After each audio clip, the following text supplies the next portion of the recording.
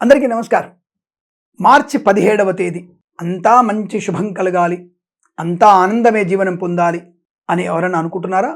అలా అనుకుంటే ఈరోజు ఒక చిన్న పని చేయండి, మీరు అనుకున్నది అవుతుంది. సత్కార్యమే అవుతుంది సుమా.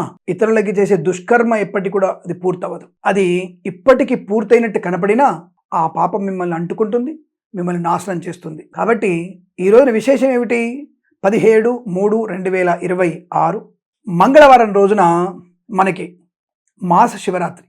మొన్ననే మహాశివరాత్రి అయింది కదా, మరి మాస శివరాత్రి కూడా వచ్చేస్తుంది. అప్పుడే ఒక నెల అయిపోయింది. కాబట్టి మాస శివరాత్రి రోజున మనకి విశేషం ఏమిటంటే చంద్రమంగళ యోగం కలిసి వస్తుంది. ఈసారి శతభిష నక్షత్రం ఉన్నటువంటి రోజు, అంటే ఇక్కడ కుంభరాశిలోనే చంద్రమంగళ యోగం కనబడుతోంది. అంటే కుజుడు చంద్రుడు ఇద్దరు కలిసినటువంటి రోజు ఈరోజు మంగళవారం కూడా.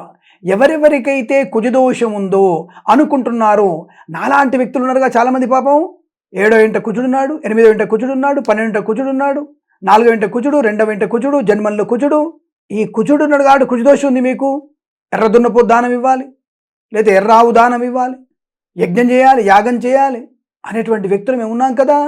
ఇటువంటి వారందరూ కూడా ఈ కుజదోషం ఉన్నది అని భావించిన వాళ్ళందరూ కూడా వెంటనే ఈరోజు మీరు మాస శివరాత్రి రోజున ఆ పరమేశ్వరుణ్ణి కందులతో అభిషేకం చేయండి. కందులతో ఎలా చేస్తారు స్వామి అని అడిగితే, కందులన్నీ కూడా నీళ్ళలో పోసుకోండి. ఆ కందుల నీళ్లతో స్వామివారిని అభిషేకించి తడిసిన ధాన్యాన్ని స్వామివారి పైన వెయ్యండి. కందుల తీసుకొని స్వామివారు ఓం నమో భగవతే రుద్రాయ, ఓం నమస్తే రుద్రమన్యవ ఉతో తైషవే నమః అని ఆయన మంత్రం చెప్తున్నారు బ్రాహ్మడు. మీరు ఆ కందులు తీసుకొని వెండి. లేదా కందిపప్పు అయినా సరే స్వామివారి మీద కందిపప్పును కూడా కందిపప్పుతో అభిషేకం చేయవచ్చు. ఇలా చేయడం వల్ల మీకు ఒకవేళ నాలాంటి జ్యోతిష్యుడు ఎవరైనా వచ్చేసి మీకు కుజదోషం ఉంటే కుజదోషం పటాపంచలుగా పోతుంది. 2 నెలల్లో మీకు వివాహం జరుగుతుంది, సంతాన యోగం కలుగుతుంది. మా అమ్మాయికి 15 ఏళ్ళు వచ్చాయండి, రజస్వలు అవ్వలేదు మా అమ్మాయి.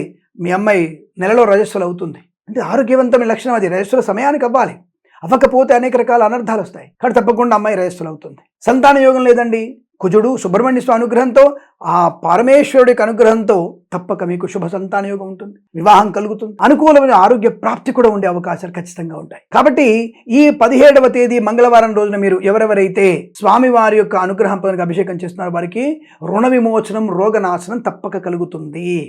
అటువంటి విశేషమైనటువంటి మహాశివరాత్రి ఈ రోజు నుంచి మనకి మహాశివరాత్రి రోజున ఈ చంద్రమంగళ యోగం ఒకటి, అలాగే రవి శుక్రుల కలయిక శుభయోగాన్ని కలిగించబోతోంది. రవి శుక్రులు ఇద్దరు కూడా మీనంలో ఉన్నారు. శుక్రుడికి ఉచ్చస్థితి, రవికి మిత్రక్షేత్రం.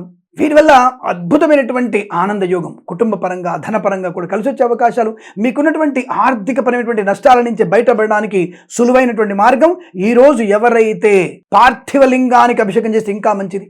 శివాలయానికి వెళ్ళి అభిషేకం చేసుకోండి.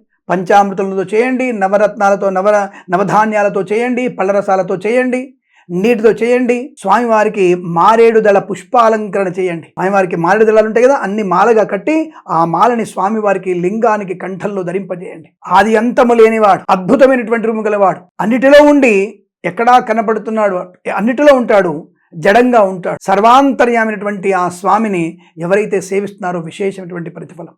ఇంట్లో ఆడవాళ్ళు మగవాళ్ళు అందరూ అభిషేకం చేసుకోవచ్చు, దానికి ఎటువంటి ఇబ్బంది లేదు. పార్థివలింగం అంటే పుట్టమన్నుతో శివలింగం తయారు చేసి అభిషేకం చేసుకున్న వారికి విశేషమైనటువంటి యోగం కలుగుతుంది.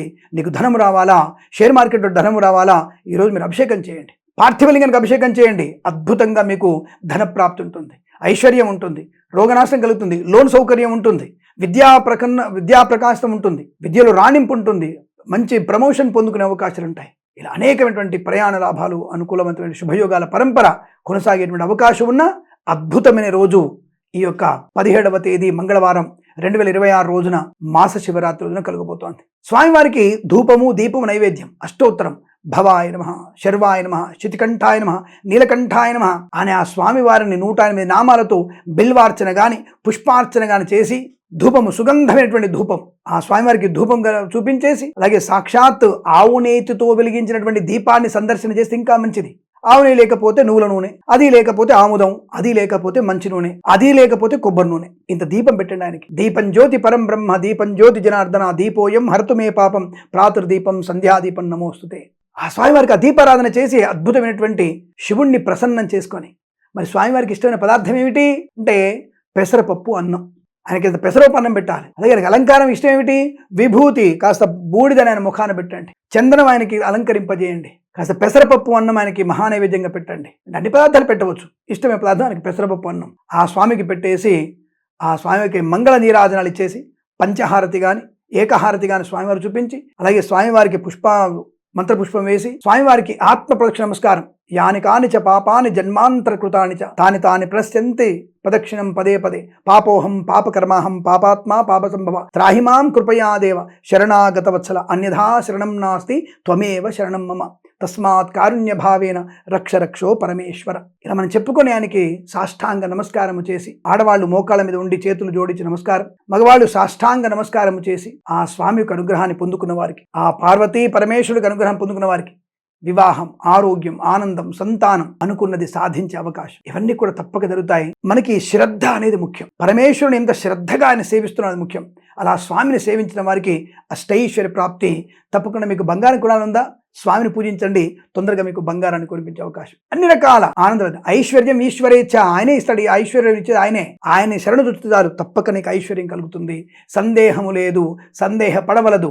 నీలకంఠుణ్ణి సేవించిన వారికి అద్భుతమే జరుగుతుంది, అందులో సందేహం లేదు. ఇక్కడ మీ అందరూ కూడా ఈ పరమ పవిత్రమైనటువంటి మాస శివరాత్రి రోజు, మహాశివరాత్రి తర్వాత వచ్చినటువంటి మొట్టమొదటి మాస శివరాత్రి ఇది. తప్పకుండా ఈరోజు చంద్రమంగళ యోగం, రవి శుక్రుల కలయిక, దాదాపుగా అన్ని రాష్ట్రాల వారికి శుభయోగాలు కలిగించే అవకాశం ఉంది. తప్పకుండా మీరు అభిషేకం చేసుకొని స్వామివారి యొక్క దివ్య అనుగ్రహాన్ని పొందాలని కోరుకుంటూ సర్వేజన సుఖినో భవంతు.